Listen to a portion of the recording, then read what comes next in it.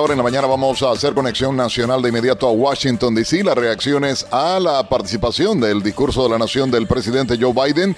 ¿Qué reacciones ha habido? ¿Qué dicen los expertos en las encuestas? Bueno, vamos a esta hora con Eric Fajardo, reconocido analista político nacional, desde Washington, estratega republicano. Eric, muy buenos días. Gracias por estar con nosotros. Y quisiera, por favor, si puedes hablarme realmente, en tu opinión, cuáles son las valoraciones del discurso de la Unión de Joe Biden. Hola Nelson, buenos días. Gracias por la invitación. Sí, sin duda es interesante diseccionar lo que pasó ayer en varios diferentes ámbitos.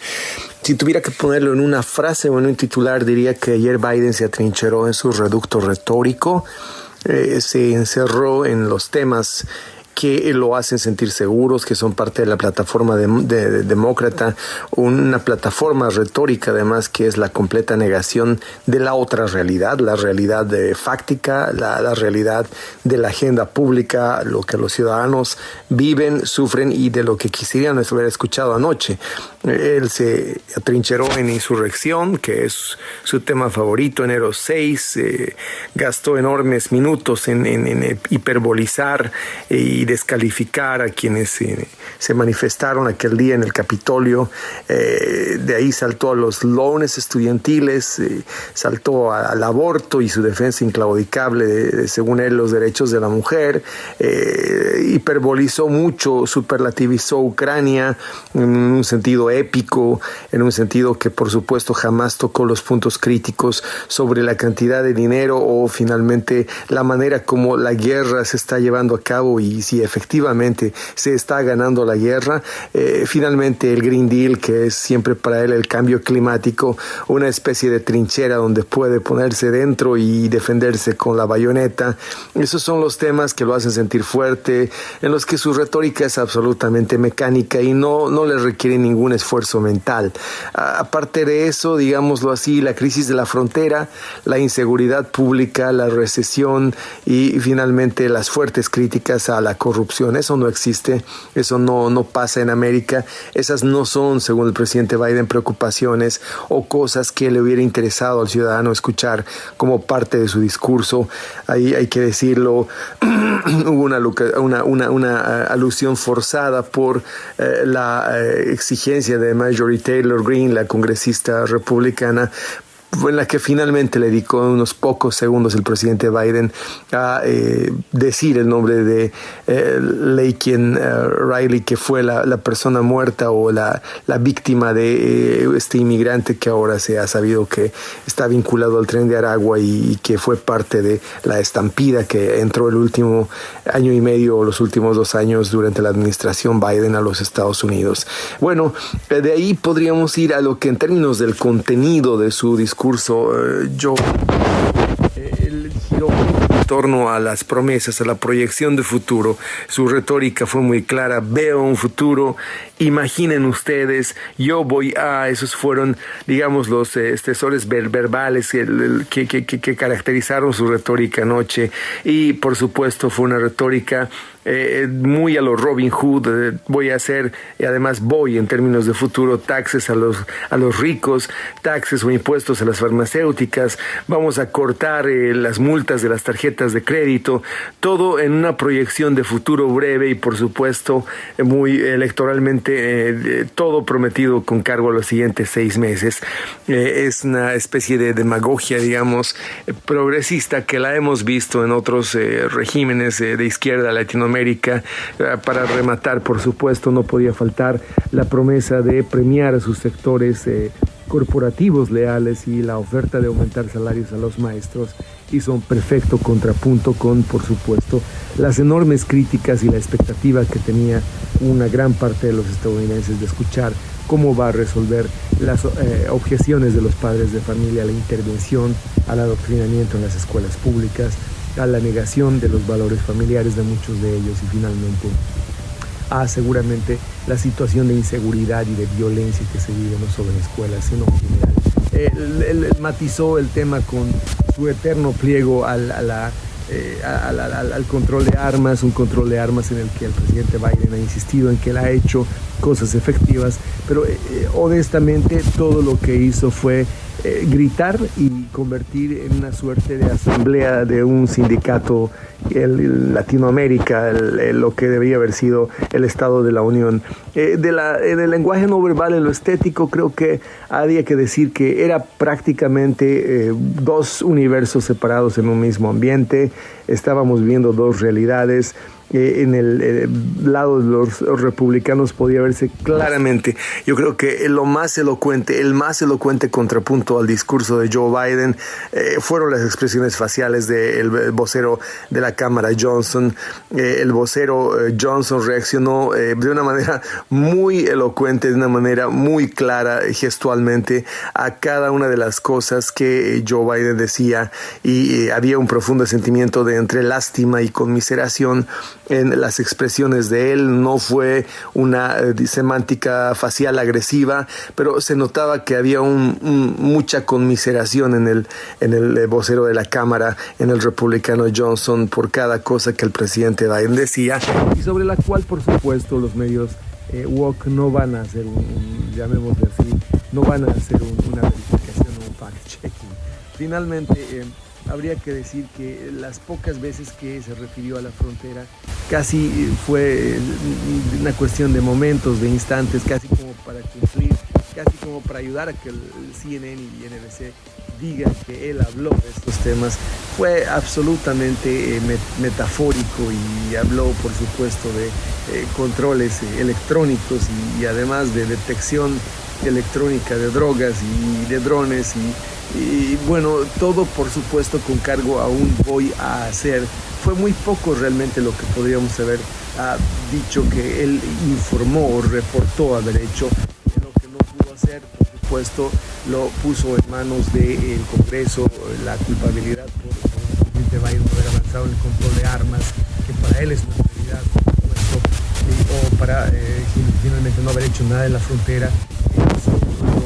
Caer en hombros del Congreso, de la oposición, tiene el control de la Cámara, y obviamente no hubo mayor abundamiento en los temas que también su propia bancada exigía. Ayudó muchísimo la operación de cobertura mediática. Casi no hubo cámaras sobre Ilhan Omar y sobre Rashida Tlaib, que son seguramente los rostros más claros de la resistencia interna y de la disidencia dentro del Partido Demócrata, de la izquierda más radical. No hubo tampoco seguramente una proyección sobre otros rostros que también discrepan desde lo que llamaríamos la izquierda no extrema, el liberalismo moderado de Joe Biden. No lo vi al senador Kennedy para nada aparecer en ninguna toma, y lo que sí vi fue superlativas imágenes y una cobertura excesiva de, por ejemplo, Elizabeth Warren o de la ex vocera de la Cámara, Nancy Pelosi, figuras que están obviamente muy a tono, muy acorde con Joe Biden en términos de seguramente validar la edad, que fue uno de los ejes de su discurso, tratar de validar la edad. Se trató de mostrar lúcido, pero a mi gusto saltó muy rápido de un intento de parecer apacible y conciliador a lo que le conocemos, que es un rasgo de carácter de él en estos 60 años que ha estado en el Congreso, una persona agresiva y además bravucona, tratando de una manera socarrona burlarse de los republicanos y de provocarlos. Yo creo que sí, ese fue el contrapunto de lo que Joe Biden trató de construir ayer. Trató de construir una imagen apacible de lo que en realidad fue una flaqueza y una falta de fuerzas que es cada vez más notoria en él. Aguantó perfectamente los primeros 10 minutos de la contienda, por decirlo en términos deportivos. Los últimos 10 fueron críticos y ya empezó a trastabillar verbalmente, a tener problemas de retención, de pronunciación.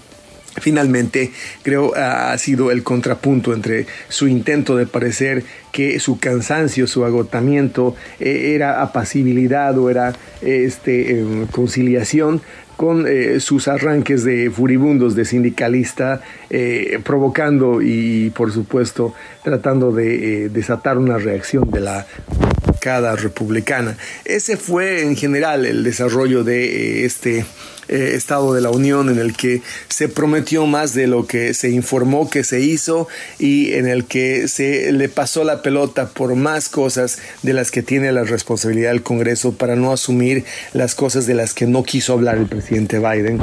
Se habló mucho, se repitió, en realidad se reafirmó la agenda del gobierno, los temas de la estructura de la izquierda que hoy gobierna los Estados Unidos, se redundó en esos puntos fuertes, no dijo absolutamente nada de lo que seguramente una gran parte de América, las encuestas que la misma CNN daba ayer decían con claridad eso, casi un 73% de demócratas y más de un 80% en general de americanos, que son obviamente los temas de inseguridad, la frontera, la utilidad estratégica de la guerra y el fracaso de las Bidenomics o la recesión. Eric, luego del pasado supermartes y con casi un seguro nuevo enfrentamiento entre el expresidente Donald Trump y Joe Biden, ¿salió realmente, crees, más reforzado el demócrata tras el discurso o se distanció de potenciales votantes indecisos? Pienso que no ha reforzado la perspectiva del presidente Biden en este Estado de la Unión, al menos no en una manera proporcional a como digamos reforzó la plataforma de Donald Trump y la proyección de Donald Trump el fallo de la Suprema Corte. Este Estado de la Unión ha tenido fuertes déficits en lo que hace a convencer. Un Estado de la Unión es un informe a la nación y ha habido mucho más de promesas y de deseos y de intenciones. Como te digo, vale la pena repetir su retórica. Yo veo un futuro, casi una especie de plagio de lo que Martin Luther King decía en su I Have a Dream, ¿no? Yo imagino, yo voy a hacer esto, yo voy a hacer aquello.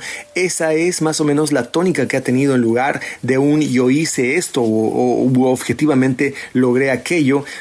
Creo que no lo va a fortalecer el no haber podido convencer ni siquiera, como le decía antes, a los sectores que dentro de su mismo partido ya lo cuestionan, ni siquiera a la izquierda moderada que está pidiendo que el partido se desplace, su gobierno se desplace fuera de la izquierda radical, donde ha entrado hacia un poco más digámoslo así, liberalismo moderado de Kennedy, ni tampoco al otro extremo, que es sumamente crítico de él y ya lo has visto en seguramente las votaciones del supermartes, en algunos estados claves como Minnesota, por ejemplo, donde se han votado en desacato un poco a Joe Biden dentro de la primaria demócrata.